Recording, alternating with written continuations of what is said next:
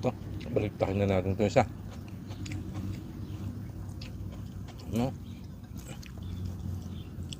Kapal na naman. Hindi natin gagalawin ito isa. Bibigay naman natin sa ating mag-ina. Kahap. Kahap.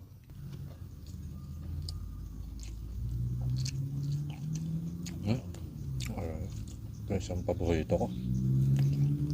Ayan na. Kunin mo yung talbos na ganyan.